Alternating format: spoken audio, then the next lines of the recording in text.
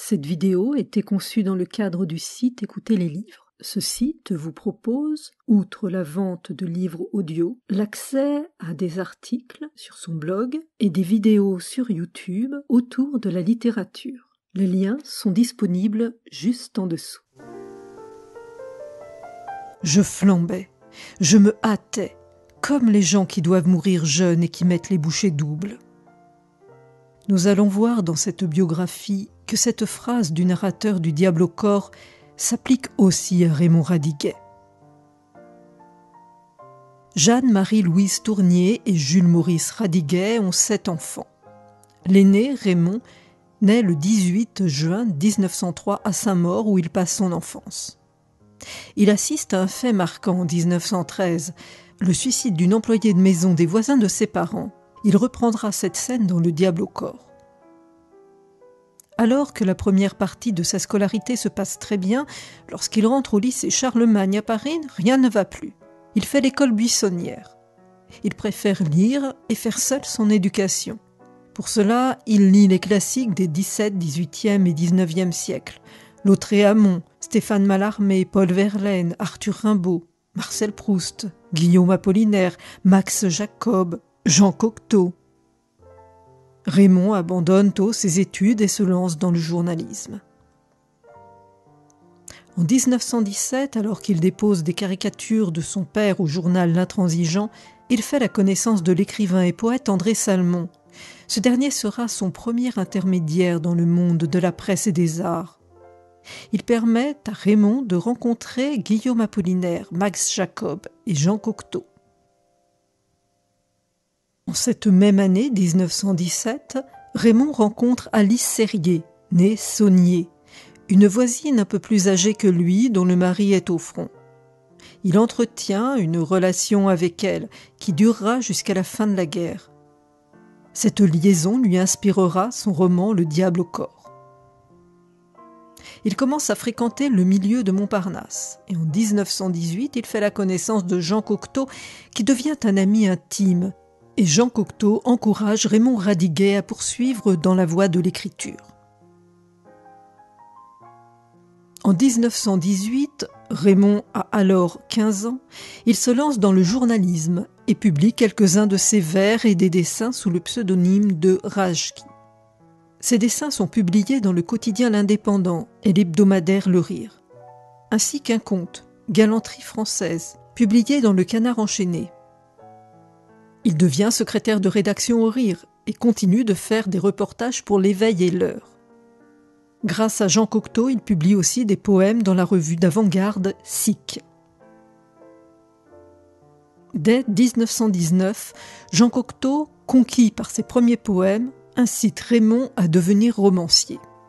Il le convie notamment au dîner du samedi, où il rencontre, entre autres, Éric Satie, Paul Morand, Matthias Serres, Jean et Valentine Hugo.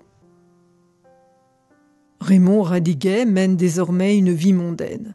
Il rencontre Max Jacob, Pierre Réverdy, Rohan Gris, Pablo Picasso, Modigliani, Francis Poulenc, Arthur Honegger et bien d'autres. À la matinée poétique organisée par Max Jacob à la mémoire de Guillaume Apollinaire, Raymond Radiguet lit des poèmes.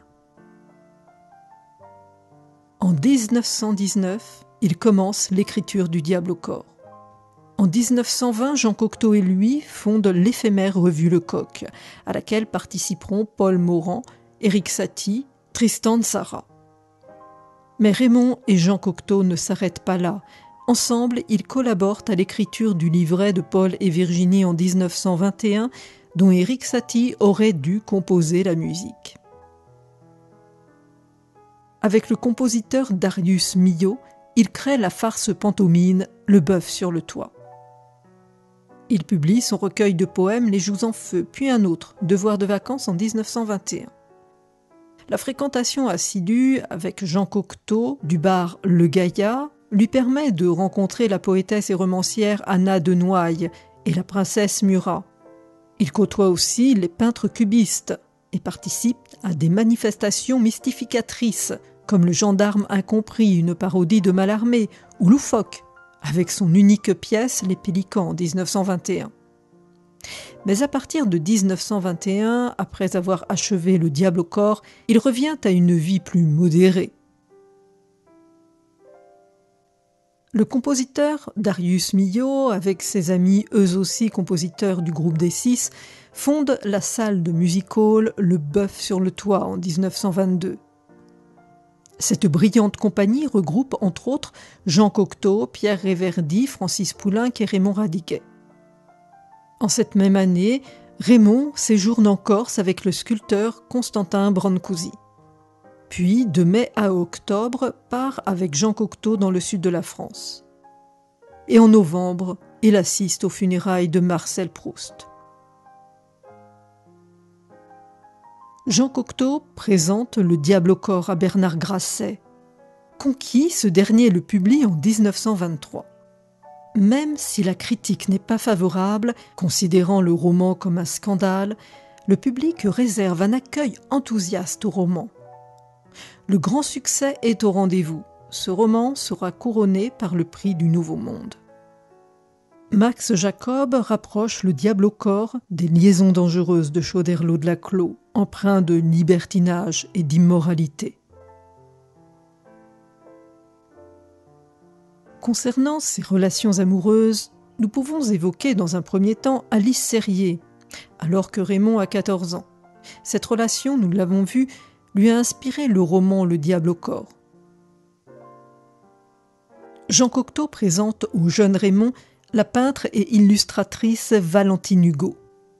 Valentine et Raymond se fréquentent. Elle est alors l'épouse de Jean Hugo, l'arrière-petit-fils de Victor Hugo.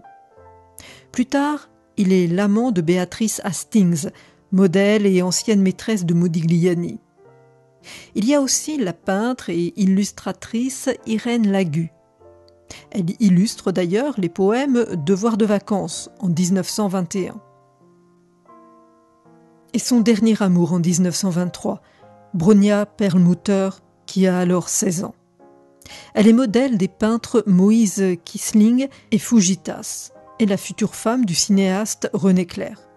Elle jettera un voile sur cette relation avec Raymond Radiguet, mais alors qu'elle a plus de 90 ans, elle accepte de la raconter. Mais en cette fin d'année 1923, Raymond Radiguet est malade. C'est une fièvre typhoïde. Sans avoir pu relire les épreuves du bal du comte d'Orgel, Raymond Radiguet s'éteint le 12 décembre 1923. Il est enterré au Père-Lachaise le 14 décembre.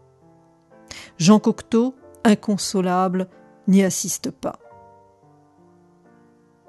C'est en 1924 que paraît le bal du comte d'Orgel. Ce roman a été assimilé à une version moderne de La princesse de Clèves de Madame de Lafayette. Dans cette intrigue, un jeune aristocrate fait la connaissance d'un couple, le comte et la comtesse d'Orgel. En 1947, Claude Autant-Lara fait une adaptation cinématographique du Diable au corps. Le bal du comte d'Orgel sera adapté au cinéma par Marc Allégret en 1970.